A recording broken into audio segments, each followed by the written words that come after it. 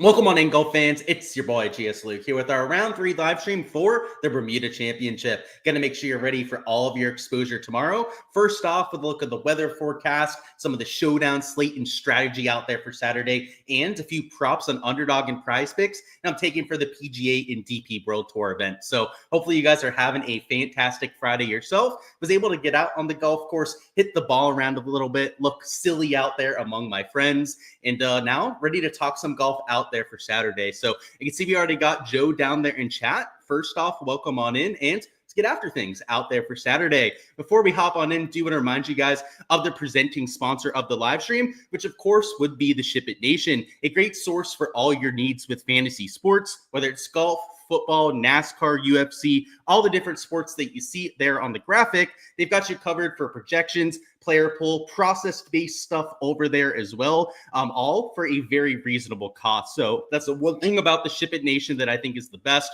is not only do they have some of the best tools, but you're not going to get price gouged in the process. So use code Luke10 when you're signing up for a discount off any membership, and also help support the channel. So pretty cool what they're doing over there.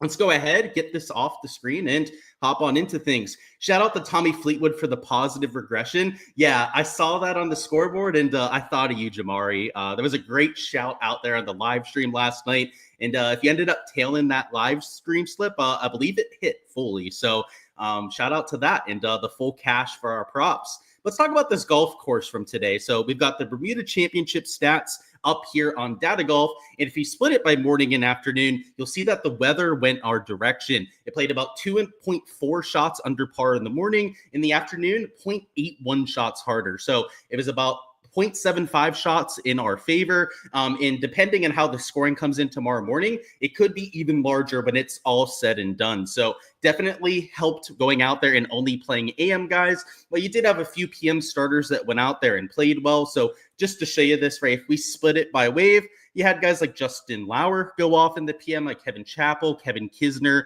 So there were a fair amount of ceiling rounds towards the second half of tee times, but the vast majority of them were players that were playing on the proper side of things. So hopefully you guys were able to take advantage of that for your round 2 showdown lineups. I know it went rather well for a few of our community members, as they already reached out to me about some of the stuff that they took down. So I haven't really checked yet. I haven't even looked at my Draftkings app yet.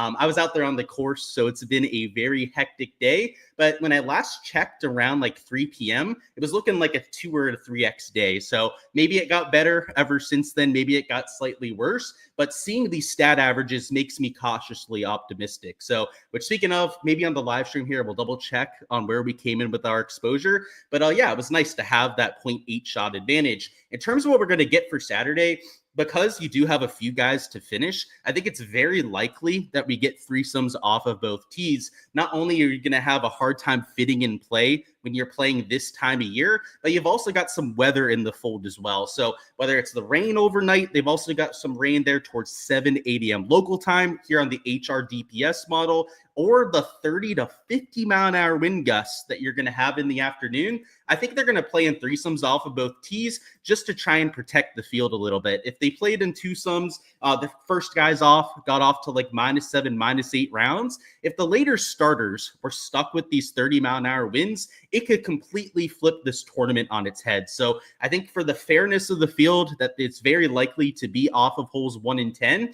But because the winds look so much lower earlier in the day, I think that the first few groups out could get an advantage compared to the last few groups out. Now, anytime you have these threesomes, it really limits the edge that we can get, just because it's a continuous stream of tee times off of both tees. But if you're comparing like the guys that are going off literally the first group out compared to your leaders, or the guys that just hardly made the cut that are also going to be going off last, there could be a difference between those tee times. So out here for round 3 showdown, I really like the middle end of the leaderboard. So if we go over here to the leaderboard, just sort it by score, the middle end of the leaderboard are going to be your -4. So there's going to be like 74 guys, give or take 1 player in either direction, that actually makes it to the weekend, which means T37 or right around there is going to be where tee times are going off. So that's this -4 range. And the added caveat on top of that is that because the winds get real nasty later in the day,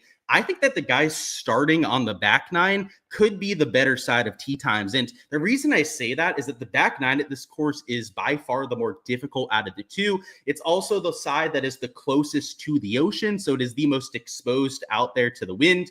Hole 16 comes to mind. A few of those like coastal holes that are real difficult into the wind are out there on that back side. So the reason why I say maybe you want guys starting on hole number 10 is that when the winds are going to be like sub 20 miles an hour, you could perhaps get them through that side of the golf course. And then when the winds really start to kick up, a few of the first few holes actually play downwind based on the prevailing wind, which is exactly what we're going to get out there for Saturday. You could actually use that to your advantage out there on the front side of the golf course. So I think earlier starters in general, so guys starting at like -4, maybe -3, -5, you can include in that conversation. I think a lot of those players make sense, but the added benefit on top of that might be those guys at -3, just because we know that they're going to be starting on the backside of the golf course. So obviously, if it's two sums off of hole 1, that really throws all of this into the hay. But I don't think that's what they're going to do when you have this drastic weather situation ahead. So if they run it in that fashion, maybe going after some of those back tee times and some of the earlier starters could lead to a half a stroke to a stroke advantage. So I don't think it's anything finite. I don't think it's anything that you want to go out there and go completely all in on. But if you're looking at your player pool and you're trying to find some pieces of leverage, those middle tee times are usually a little bit lower owned as well. A lot of your chalk out there for round 3 showdown are going to be players that are towards the top end of the leaderboard. So not only are you finding guys that are probably going to be reasonable out there from the game theory angle, but perhaps that are getting a tangible weather edge as well. So you'll see that translate into some of our exposure here. And yeah, when you have no shots gained metrics to work with, when it's an event without that much of a broadcast to go out there and use the eye test, you've got to find something to go out there and generate some EV. And to me, I think the weather could be that out there for Saturday. So let's talk through our player pool. A lot of it is going to be weather-based, and then trying to find some leverage, some low-owned diamond in the roughs that we can get to, and perhaps some guys that just fit the golf course. Had a great day today. Thank you. Of course, Todd. I love to hear that. Good stuff. And let's run it back out there for Saturday. Does Kiz have a chance? I hope so, man. He's easy to root for. Kisner, that is. He's fits this kind of golf course. I don't think he has the best track record at this specific event, just because he actually hasn't played here, I think, every year that he's been eligible. But RSM Classic, he has multiple wins at. RBC Heritage, a lot of the shorter, more positional golf courses are where he's made a living out there on the PGA Tour. So I would say that he has a chance. The form is the one huge argument against him, as he's not been playing his best golf here in 2024, but I love me some Kisner. Great to see him going low. Taylor, a made track for him. 100% agree with you. And on both sides of that right there. First off, a great guy. And second off, I think it's a great course for him. So maybe we'll see if he can keep it going. Speaking of a great golf course, Ben Griffin is also tailor-made for this event. He's played well at like the RSM Classic, which we'll be seeing next week. Hint, hint, if Ben Griffin is playing, he'll probably be in my player pool once again. But he fits these shorter coastal kind of golf courses. And because I bet him today, I actually took him for an under on strokes. It was at 68, so we ended up pushing that out there for round 2. The one thing I know is that he had 2 3-putts in the round, which is very tilting when he ends up pushing instead of hitting because of those. And he also was missing a bunch of birdie putts. Now, I was on the golf course. I wasn't able to actually watch him play. They showed him on the broadcast a little bit. The one time I was able to watch golf today was during my lunch, and they showed Ben Griffin for a solid 4 or 5 holes. So I was able to sweat him down his last like 3 or 4 holes before the broadcast ended, before we got back out there on the golf course. And from what we saw, he hit a lot of shots to like 15, 20 feet, and he just wasn't making anything. That combined with the 2 3-putts that he had, a few par 5s that he wasn't able to take advantage of, you'd have to imagine that he had reasonable birdie looks out there on those holes. Makes me think that he just had a bad putting day, which it happens with Ben Griffin. He is definitely a little bit streaky with the flat stick, but towards the top end of the board, you can see I have him here at about 20% ownership. That is a little bit lower owned than some of your other top tier players, though. So I wouldn't say that anyone from like $9,500 and up would be overly chalky, just because everyone's like in that -2 to -5 range. But Ben Griffin at about 20%, is reasonable or about average ownership up here towards the top. So I don't think you're going to get that cute by really taking anyone. The lowest owned player would be a Seamus Power here at $10,300. The unfortunate part is because he hardly ended up making the cut, is he's also going to be teeing off towards the latter end of tee time. So we don't even know when they're going to be teeing off. So I mean, I'm assuming it's probably going to be at like 8, maybe 8:30 local time that they're able to start up this thing. But if you're the last few tee times off, you might miss out in an hour and a half or 2 hours of those calm conditions. So it's not my favorite play to take guys that are there at -2. What I'd prefer is a Ben Griffin here at -5, who might be going off of hole 1, which I'd rather have him going off of hole 10, as we've already mentioned, but he's at least going to be going off on those first, 3-4 groups off of hole number 1. Next up, we got Jacob Bridgman, who, depending on how they split the tee times up, he could be going off of 1. He could be going off of hole number 10. But more so, I like the fact that he's going off early and that he's played solid golf here in the fall stretch. He's gaining, you can see over here, 1.2 shots gained per round heading into this event. He's a high birdie percentage player. And he's also torn up these resort-style golf courses. So he's 17.4% owned. If you're going to take some ownership, the best place to do it is there in the 8 and 9K range, because towards the bottom end of the board is where we're going to be trying to find a lot of leverage. And because of the strategy that I'm employing, right, going after some of the guys that are going off early and off of hole 10, I'm going to have a lot of guys down low that I'm just forcing into lineups to fit that narrative. They're going to be sub 3% owned. So I'm not really going to have to worry about like a 20% owned Griffin or 17% owned Bridgman here in the 8K range, because I'm going to have a ton of ways to get different. And you're going to see a bunch here in the live stream.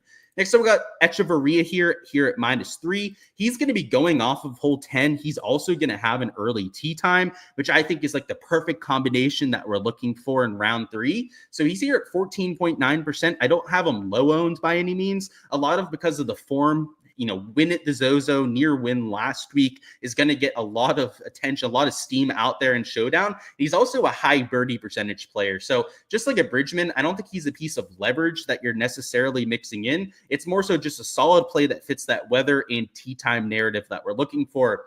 Next up, we got Carson Young here at -2. He's about as far back as I'll go in terms of tee time. So he's not going to have one of the first tee times out. That's really the huge argument against him. But he's also not a super chalky player, right? You're not talking about a guy who's going to be 15 to 20%. I've got him here at about 11.6%. And the reason I'm using Carson Young is because he's a little bit lower owned than some of the guys around him, and also because of his form. Last few events, he's been absolutely lights out.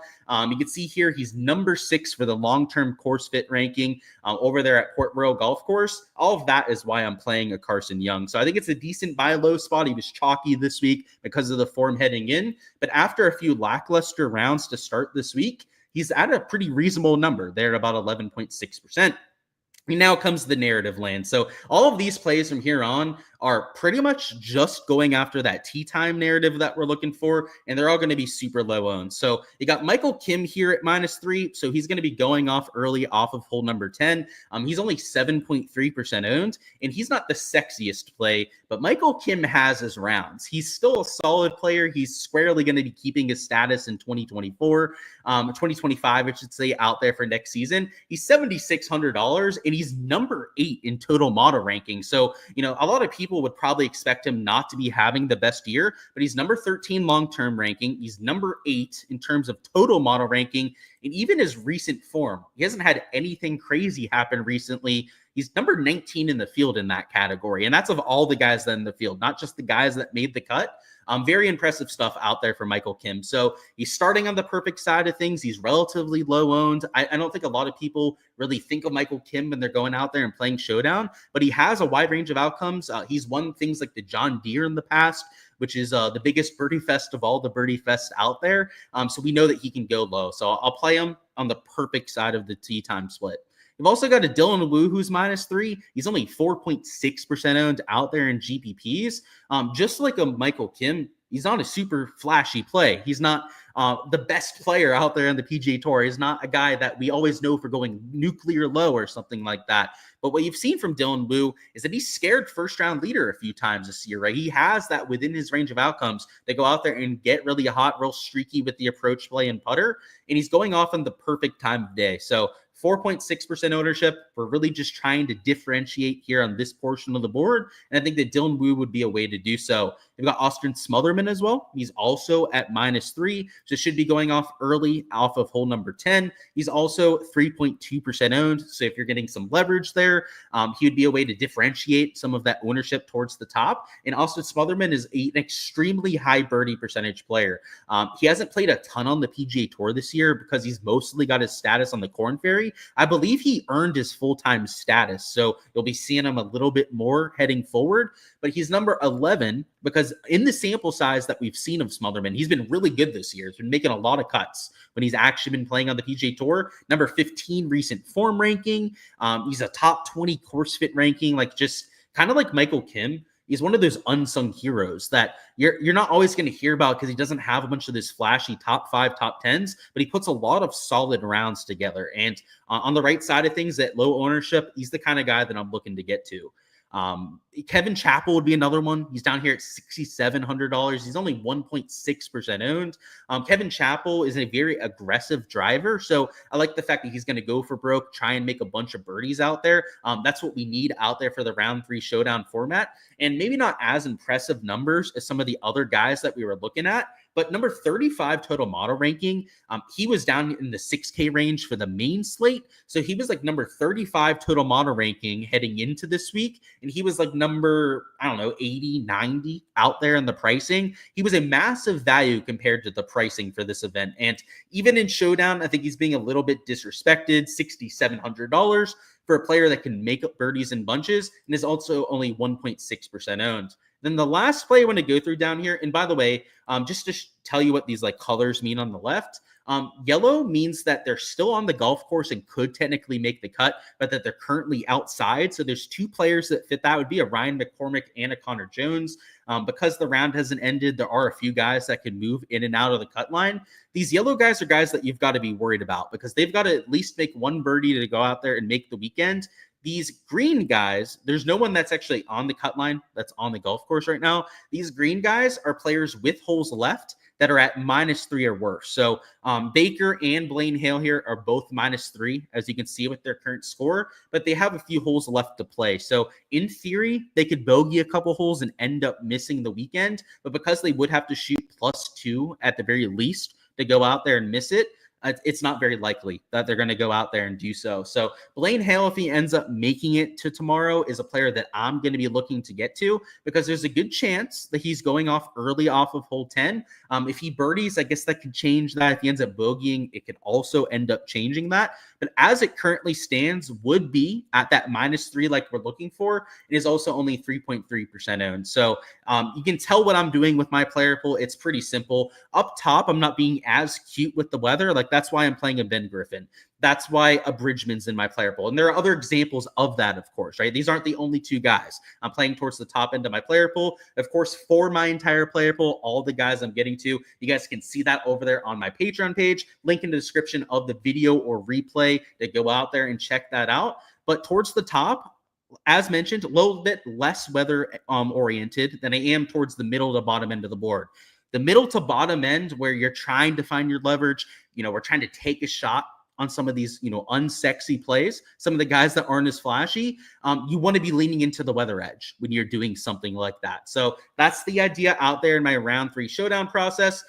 Is it a perfect process? Probably not, right? But we don't have shots gained metrics to work with. We don't have a lot of the usual stuff that we have to lean on for round 3. So you've got to try and get creative about it sometimes. So if you agree with that kind of take, you think that the weather can end up panning out like I do, obviously you can go out there and play it like I am, but it doesn't mean it's going to be correct, right? Sometimes you've got to take calculated gambles out there. And you already know, guys, I'm going to be keeping a look at that weather up until lock. So I think if you're playing the showdown slate, you would be best to try and wake up before the early AM lock tomorrow to make sure that you can have all your, all your hens in order. I don't know. There's an idiom for that, I'm sure.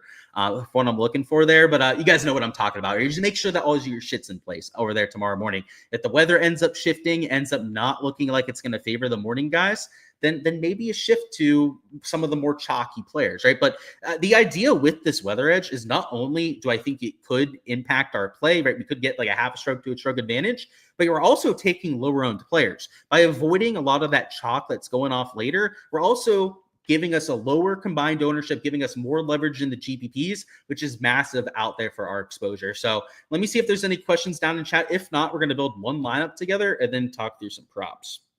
Speaking of RSM, you think they said that Aberg's going to be there? Yeah, I saw that. He's in the field, confirmed as of today.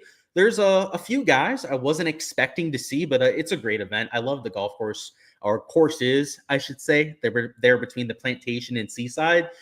Great town, too. Every time I've gone to visit, I've been there the last 3 years. The best hospitality that you can really ask for. Hilton Head's the same thing. You know, they're both islands, same general vicinity of the United States.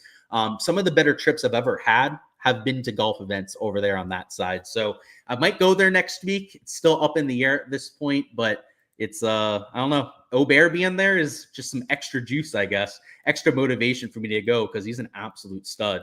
So let me bring up the forecast. We already did that. Let's go over here to DraftKings now. So we'll build one lineup together here real quickly. The idea is just to make sure that we're not too chalky. So because we've got this weather edge, we're not going to have that hard of a time accomplishing that, as our 6 and 7K range players are all going to be pretty low owned. So towards the top end of the board, I'm just going to throw in a Mackenzie Hughes here. I'm also going to use a Ben Griffin at $9,600. And we're also going to throw in a Nico Echeverria here at $8,300. So those are our three spend ups. Those are the three guys that I'm okay taking with some ownership. So we got like a 15% owned Echeverria. That's, about average.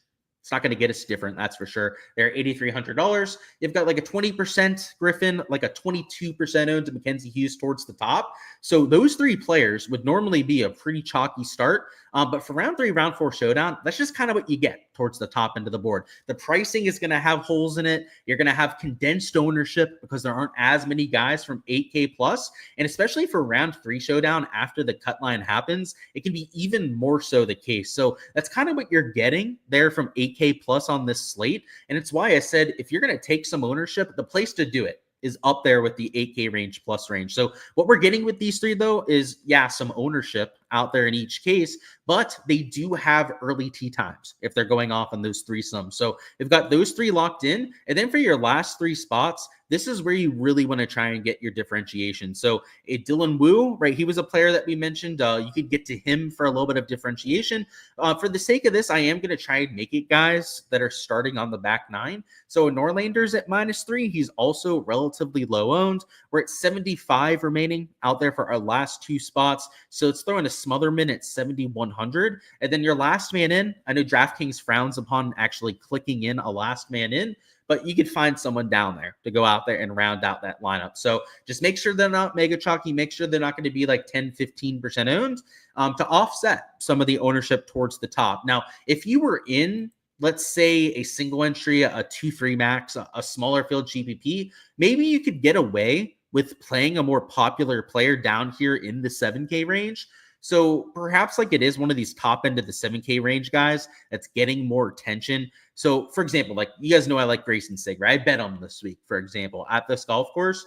Like if you wanted to play Grayson Sigg, you could get away with it in this kind of build if this was a single entry or 2 to 3 max. If this was the big GPP, I'd probably think twice about taking a 15% owned guy down here in the 7K range.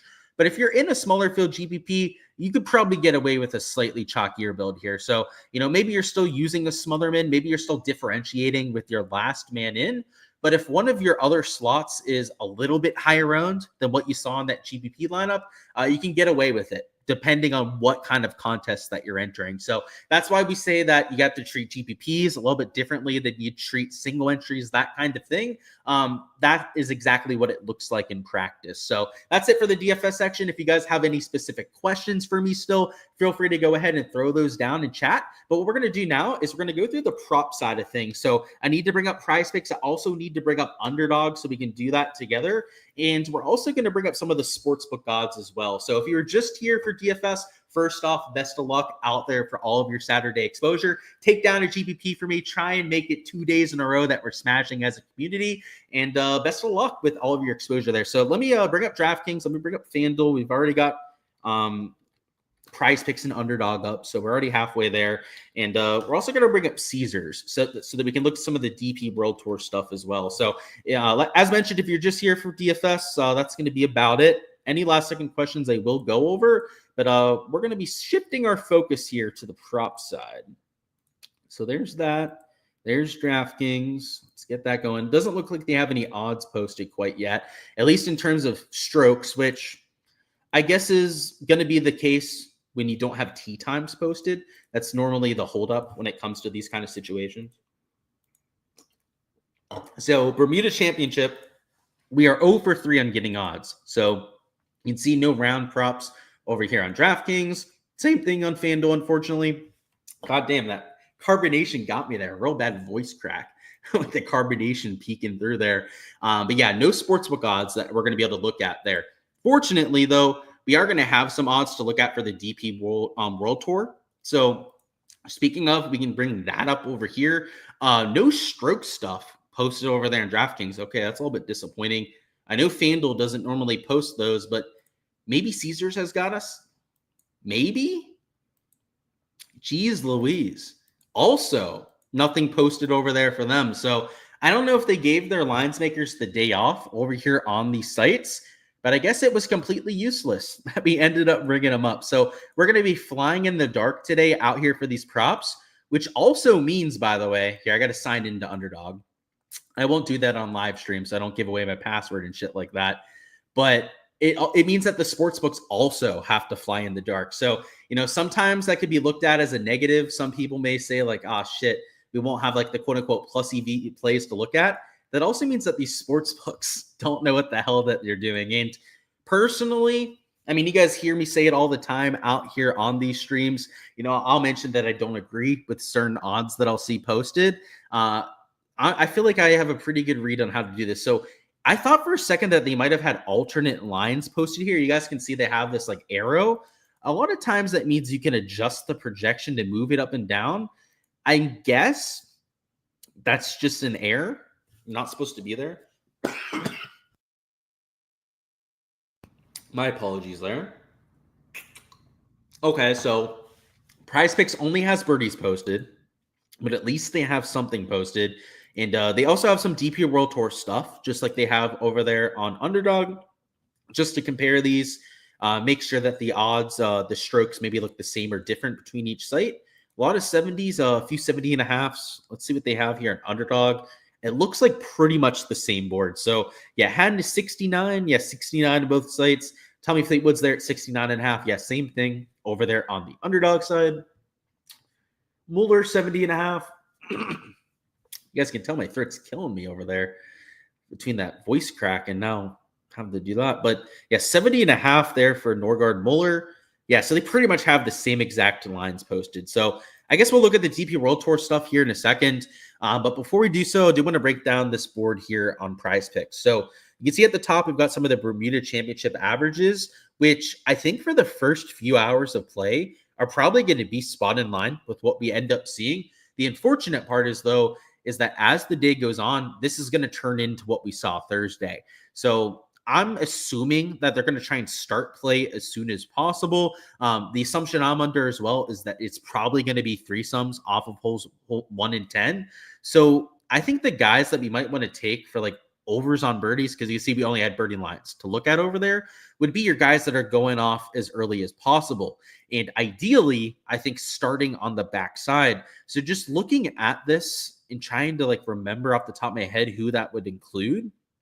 It's none of these guys here at the top. None of these guys. I know Ben Griffin's an early tee time, but he is not starting off the back. And Echevarria is starting off the back. So he's potentially a guy that would fit that narrative we're looking for. Who else? None of these guys. Bridgman, he's an early tee time. I'm not sure he's off the back, though. So we can at least throw him in the shopping cart for right now. So a decent amount of players to actually choose from, but a lot of which are going off later. Mav McNeely, just to double check when he's going to be teeing off, he'll be what? Is he -4? or am I way off on McNeely's score? So he's -5. He's up here. He's also going to be, I guess this leaderboard's not going to show us what I'm looking for. Let me actually just bring out the PJ Tour leaderboard so that I can see when he finished his round. Because if he's one of the last -5s to finish, he might actually be going off pretty early. But if he's one of the first -5s that finished, that's not going to be the case. So yeah, he was one of the first -5 that's finished. You know that because he's towards the top of the -5s over here on the leaderboard, which means, I mean, the first tee time's probably going to be in this range, like towards Kevin Doherty, this Will Gordon section. He's going to be in like 1, 2, 3, like the 5th group off, something like that. It'll be like the 5th group off of hole number 1. I guess you can include guys like a McNeely. The added benefit of McNeely, it's not just the tee time maybe working, is that he's one of the highest birdie percentage players in the field. So they've pretty much got everyone here at 4. They've got a couple guys like Kisner, Molinari down there at 3.5. Also Wesley Bryant, they've got down there at 3.5. The birdie average for round 3, if I had to guess, it's probably going to be about 4 per round. So I wouldn't be against taking a few overs here, especially if we can find guys that are going off as early as possible. I think that could be really beneficial for us. So just going through these, I think Echeverria is probably my favorite out of all of them, if I had to say, partially because I know he's starting on the back 9. If you're just joining us, the whole reason I'm talking about starting on the back 9 is that when this wind really kicks up, which it's going to kick up for guys eventually, whether it's the last 3-4 holes that you're playing, the last 6 to 9 holes that you're playing, or in your entire round that you're going to be playing in this wind tomorrow, if you're going to play in the wind, you want to be on the front 9. The reason I say that, the back 9's just harder. So if you're playing in the wind, that side's going to be especially brutal, but it's also right next to the ocean. So if you're playing on that back side, like 16 really comes to mind, you're directly on the ocean and it plays into the wind. So I would say that somebody like Echeverria, he's got like the perfect tee time for round 3, because not only is he going off early, he's at -3, and he's also going to be starting on hole 10. So let's definitely keep Echeverria in there. I guess the question becomes, like, I really like McNeely tomorrow. I think he makes a lot of sense. I think Ben Griffin too. I mean, you guys know he was one of my top DFS plays that I pointed out. So I obviously think he's got a good chance to go out there and have himself around. It would just be the kind of combination that we're looking for. So what I'm going to do for now is I'm going to keep Echeverria out here in the shopping cart, and we're going to see if we can find a DP World Tour prop to mix it with, just because it'll give us a better payout. Just to show you, right, the 2-man, whenever this loads, you'll see that it would be a 2.75x payout. If we did this with a DP World Tour prop, though, it would be a full 3x payout. So that's why I want to see what we can cook up before maybe going back in. If we can't find anything on the DP World Tour, we'll probably mix something in over here. So let's bring that up, which, by the way, we're going to go over this board over here on Draftkings, but sorry, on Price. I don't know what I'm saying there. On Prize Picks, I should say. But it's the same board that they have on Underdog. So if you're going to try and do any comparisons, you can just do it based on what we're saying here in Prize Picks. What I'm going to look at, so the DP World Tour stuff, let's bring that up. Why is this not loading? Or is this, so this is the DP World Tour stuff. Do they not have any birdie lines posted? So yeah, no birdie lines posted. That kind of sucks.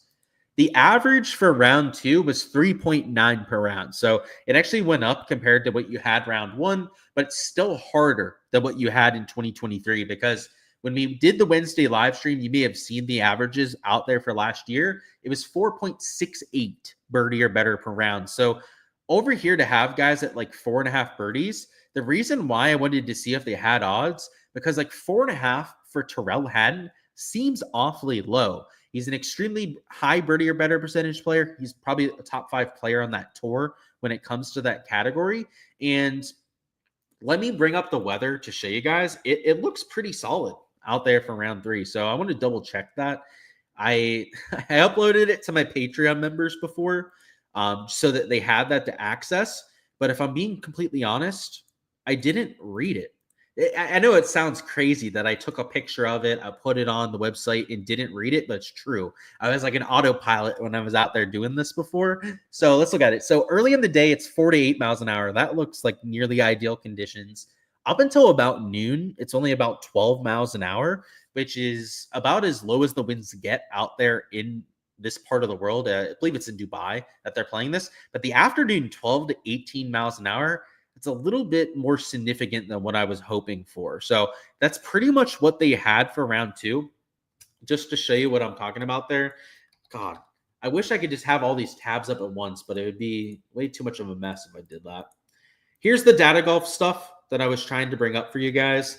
And what I want to look at for the DP World Tour is the observed weather conditions for today. So they had low winds in the morning, pretty much what they're calling for out there on Saturday. And then it got to like 10 to 13 miles an hour. You can see here at the bottom, right? This is the forecast on data golf. Obviously, it's a little bit different than what they have on the DP World Tour site. It does look like the wind is going to get a little bit more gnarly. So I know I said I was hoping that it might be closer to like what you saw in 2023.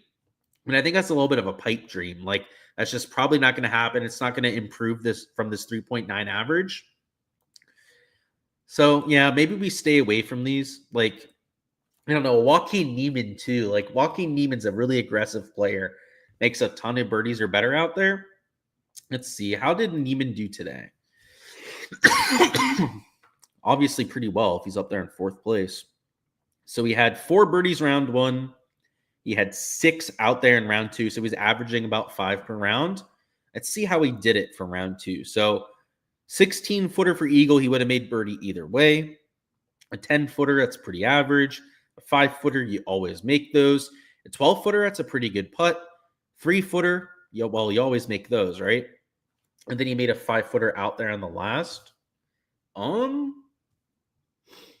what did he do round 1? I guess let's look at that. So round 1, he didn't birdie 7. He didn't birdie 7 either day, which is only 568. You would expect him to be able to make a birdie there. But round 1, he was able to get to 4 birdies, and he didn't birdie 18, which was playing super long out there in round 1. I did see some of the highlights. It's playing into the wind, and it was already 646. So nobody was really getting home in 2. And his birdies in round 1 were 6 feet. Okay, you'd expect him to make that. 9 feet, it's a decent putt. 9 feet, it's a decent putt. And then 7 feet. I was hoping to see more darts, right? So the reason why I was going through these is like when you see him hitting it to like 3 feet, which it's 5 feet there. Let's see, this hole, right, was 3 feet that he was hitting it to. If you see a lot of birdies when the guy's hitting it to like 3-4 feet, then you know it's just the ball striking that's absolutely carrying him. I don't think that's the case of what we're seeing there with Waco. So let me see if it is with Haddon, though. So 43 feet. Okay, so that's the opposite. 9 feet, 7 feet, and 7 feet. Oh, so maybe Joaquin is the one that looks a little bit better. So there's a 5-footer. Yeah. Terrell Haddon is just a really good putter, huh? You see him do this quite a bit. Yeah, so Haddon's about the opposite of what you'd be looking for. Other than the first hole that he played this entire week, where he made a 4-foot 6-incher out there on the first round, he hasn't really been playing that way. Let's look at Rory. Rory's at 5 birdies, right? Yeah, he's at a 5 birdie projection. Let's see what he's done. A 1-footer. See, like, this is what I'm hoping to see, right? Is hitting it stone dead and doing it a bunch. 23 feet. Okay, so yeah, Rory can make some putts. An 8-footer, pretty average. 4-footer. Okay, yeah, he hit this green in 2. Then he 2-putt to go out there and make a birdie. On 18, he made a 1-footer because he was able to go forward in 2. Yeah, Rory just has the kind of firepower you need around this course, huh? A 48-footer, so there's a bomb for Rory. That's the Terrell Haddon method. A 10-footer on a par 5. Wait, how the hell do you have a 10-footer here? What, he duffed the chip? Classic Rory. Classic loser Rory. There's a 16-footer there. A 3-footer, that's on a par 5. That's his bread and butter. An 11-incher, one that he hit absolutely stone dead. So yeah, Rory's been hitting a lot close this week, it looks like. And he had one for 9 feet. By the way, I do this all the time. This is for PGA as well. I just kind of go through like the length of putts that these guys are making. Because a lot of times you could just kind of see somebody that's due for a really low round. So I'm going to go through Rasmus too. Rasmus is an extremely high birdie percentage player. There's a 6-footer. He's a good putter too. So you kind of expect to see him making some of these long ones, which if that's been the case this week, I'm probably going to stay away. There's a 3-footer. It's a par 5. So that's a 7-footer. A 6-footer on a long par 3. Okay, that one's impressive. Let's look at his first round. 2 feet. So he hit a wedge stone dead. That's what I want to see from Rasmus. Let's look at 14. Okay, par 5. So we'll just ignore that. It was close though. He had a wedge on this one, stone dead to 3 feet. What did he do on this one? It was a par 5 and he got it close. Rasmus might be the play, guys. Based on all these profiles I'm looking at, first off, Neiman's growing on me because those 7-8 footers, he had a lot to 7-8 feet. And I know we weren't looking at the holes where like he wasn't making birdie, but I'm sure there were some of those from 7-8 feet that he wasn't making. Rasmus, though, he had a lot of these par 5s that he was making birdie on that he had like no business making birdie. Like he was laying up, you saw him hit that wedge out there to like 3-4 feet. I like that for Rasmus because if he starts to hit some of those wedges or some of those iron shots on the par 4s and then cleans up the par 5s, just, hits the green in 2, like you'd expect for a power player like him, that's when he could have a really low round. So what he went -1, -5. I kind of don't like it. I kind of don't like that he went super low last night, just because it's hard to back up a super low round. But yeah, Rasmus and then Joaquin Neiman, I guess he did the same thing, right? He went -2, -5. So he also has that momentum. Those would probably be my 2 favorites. So if I was going to choose between the 2, I would probably go Haddon just because the sports books usually like Haddon a little bit more than Joaquin Neiman. In fact, they have Tyrrell Hatton almost projected like up where Rory McIlroy's been out there on the sports books all week. Obviously, he's been a little bit lower because Rory is clearly a little bit better than Tyrrell Hatton. But this might be the kind of slip that I'd be looking at here. Hatton, he has a lot to play for, right? He's not trying to win the DP World Tour Championship. I know he's in the event, so I guess he's technically live. Just go out there and place. But he's here because he just wants to play golf, right? He's on the Live Tour. He doesn't get to play as many events as he would probably like to. And it hasn't even just been this week. He's been pretty good when we've seen him, whether it's Live Tour or outside of the Live Tour. So I don't know if they have all of his results on here. I guess I can show you what he's been up to, at least on the DP World Tour side. So you have the second place at the last week, right? And then he won the Alfred Dunhill Links, right? That was one of the DP World Tour events that he ended up playing. It was played at St. Andrews out there for the last round, right? He won that earlier this year. So he's got a DP World Tour win on the schedule. He's got a second out there just last. It was last week, actually. Sorry about that. And then he's also got all these other top end finishes. I mean, a lot of these were like the majors, like there's the Masters, US Open, et cetera, et cetera. But like he played the Spanish Open, ended up finishing in 10th. He played the British Masters and he finished in T18. Like, I don't know. I think I could be about some Tyrrell Hatton here. So for the sake of the slip out here for the live stream, I'm not going to enter this quite yet myself. I'm going to do some of my projections, a little bit more research before I go out there and actually enter my exposure. But I don't think that these would be half bad leans. And I know we looked at some of the other PGA stuff before. Like I would say that Ben Griffin over 4 would be a decent lean, and then probably even Mav McNeely over 4 birdies. I haven't had a full chance to look at the pin locations yet, which I'll actually do real quickly with you guys here. I do have to get going. It just turned 9, so that was my cutoff point. We'll stay here for a minute, though, to look through these pin locations, just because I'm assuming with the win that they're expecting that they're going to soften up this golf course, that they're not going to let these guys just get beat over the head by a lot of wind. So hole 1, I wouldn't call that an easy pin location, but it is on the biggest part of that green, and it is tucked pretty far away from the water. Hole 2, I wouldn't call it like an easy or a hard pin location. 3 is pretty tough. It's up there in that back right corner. But in general, these pin locations, like 8 looks real easy. 9, 10, like those are very soft pin locations. Like just like hole number 1 is like on the big part of the green, it gives you a lot more room to miss. Hole 10's a lot of the same. It's also in the broad side of the green. 11's short. You don't have to play it the whole way into that tight green that's real long over there on 11. 12 is at the broad side of the green. 13's pretty tough, but like 14's short towards that front peninsula. Like that helps on that sort of hole. The last few here, so like 15, 16 looks real tough. 16 is that par 3, by the way, that plays into the wind and is along the water. This is just another reason that I want guys starting on the back 9, because if you're going to have to play 16 with that pin location and it's going to be blowing like 30, 40 miles an hour, I mean, that has carnage written all over it. In fact, it's already been carnage this week and the wind hasn't been nearly as bad as what they're calling for tomorrow. Round one, for example, if you take a look at 16, it played 0.27 over par. Today it played 0.34 over par, and it was actually pretty calm out there. It kicked up a little this afternoon, but morning was pretty calm out there for round two. Round three, I mean, this could be like a half a stroke over par, that sort of thing. So that's a tough pin. I'm glad that I'm looking at a lot of guys starting in the back nine that can try and get past that hole before that happens. 17 is a par 5. That is pretty accessible. And then 18 is the easiest pin location that you can get out there in hole number 18.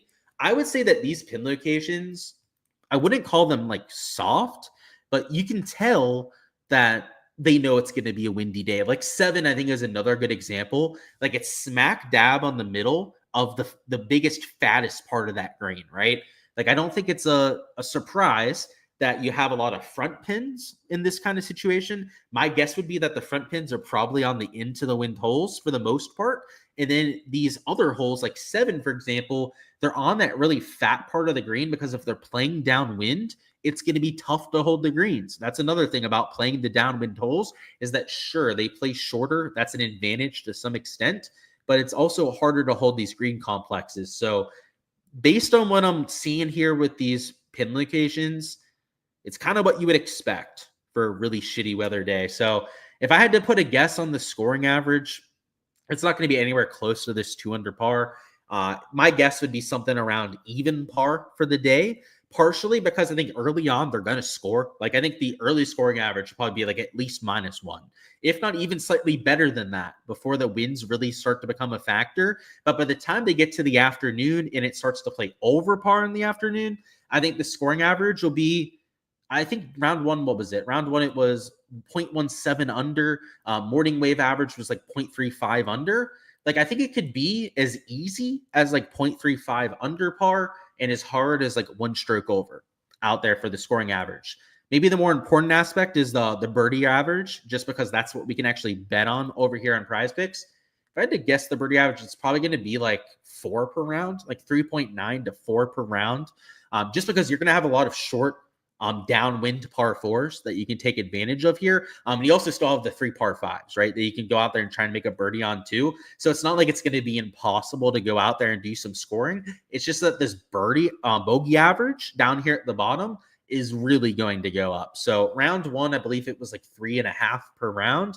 It wouldn't surprise me if that was in that same kind of range. So as I said, maybe a slightly under par scoring average. I think you'll see more birdies than bogeys made, but you're going to see a lot of double bogeys made. And that's where it might go from a potentially slightly under par scoring average to a slightly over par scoring average if you're starting to get like a half or even an entire double bogey per round out there for the field, which is what you get when you have super windy conditions. It's easier to make bogeys when you have 30, 40 mile an hour winds, but it is a lot easier to go out there and make doubles and triples when you have those kind of conditions. So hopefully it gives you an idea to go out there and attack the slate. You can still take some overs on birdies, but I think the added benefit, what you really want to be careful about, is trying to make sure that your guys are starting as early as humanly possible. So that's all I've got, guys. Let me see if there's any last second questions. If not, we're going to hop on out of here. What's going on, Antonio? You're late, but thoughts about Ben Griffin? So he's actually one of the plays that I pointed out for DFS. So I think he's a fantastic play out there for tomorrow. What I really like about him is that he should be going off early. Assuming that there's 3 sums off of holes 1 and 10, he's going to be one of the first 3-4 groups off tee. So he's going to have, and just to show you the weather, just show you why I'm so worried about that. The first maybe 2.5 hours, there's going to be a lot lower winds than what you have later in the day. So Ben Griffin should be one of the few players to really be able to take advantage of that. And he missed so many putts today. I actually bet his under on strokes, and he had 2 3 putts, and then he missed a bunch of makeable putts too. What's going on, Jordan? Hopefully you're having a solid Friday. And do I like Power for the over 4 birdies? So yeah, he'd be another one that I'd be looking at. So I pointed out Mav McNeely before. The issue with Power is that because he hardly made the cut, so he's -2, he might have a later tee time than what you're hoping for. So just to show you what I'm talking about, he's down the whole way down here at -2. So he'll probably be like, I don't know. He was one of the first -2s to finish this morning. So he does at least have that going for him. But I would rather have like an Echeverria who's going to be going off a lot earlier. So maybe it's just me being, nitpicky about it. But yeah, power, kind of like a McNeely. The guys at 4 birdies that make the most birdies in the field, that would be a McNeely, a Powers towards the top of those rankings, a Mackenzie Hughes, he makes a lot of birdies, a Sam Stevens, he also makes a ton of birdies compared to the rest of the field. Johnny Vegas too, he's also one of those real high birdie percentage players. Those kind of guys would be on my short list for an over on birdies. Like Schmid, same thing. Schmid's also up there towards the top end of the board. And I believe Matty Schmid, let me check on Schmid in Vegas because those two are interesting. So Vegas -6. So kind of like the guys at -2. It's a little later than what I would really want. What is Matty Schmid at? I think Schmid's a little bit higher, huh? They're at -8. Yeah, we'll stick with the ones that we pointed out. Those guys probably have a little bit of a later tee time than what I'd be hoping for. And same thing with Seamus Power, honestly. He's also going to have a super late tee time. I don't think it's the end of the world, but you know me. I'm always trying to lean into the weather. Appreciate the info. Have a great Friday to you in chat. Absolutely. Cheers to that, my man. I'm going to go out there, get back to my friends. I told them I'd be there at 9. They knew I'd be a few minutes late. I always am here on these live streams, but I appreciate you guys stopping by as per usual with all the content. Best of luck out there with all of your exposure for Saturday, whether it's in Showdown or over there on the prop side. Patreon page, by the way, is the place to be for all of the behind the scenes content. For the spreadsheet, completely uncensored that you saw for the fantasy section on there with all my projections, player pool. You can find that over there on my Patreon page, as well as all the different slips that I'm getting to as well. So I know we talked about like 4, maybe 5 props here on the live stream, but to see where I'm actually putting my money, right? Money where your mouth is, as a lot of people would say. Make sure to check out the Patreon for that. On there, I'll be posting every slip that I enter as I get to them and the entire thought process behind them. So after the round ends, obviously I try to get this content up as fast as possible, but I don't have all my prop projections done by the time we do these live streams. So I've got to go run those projections. They make my job real easy to go out there and find some value. And after I do that is when I can go out there and enter some slips. So make sure to check out the Patreon for that. Best of luck, as I mentioned, and let's get it out there for moving day.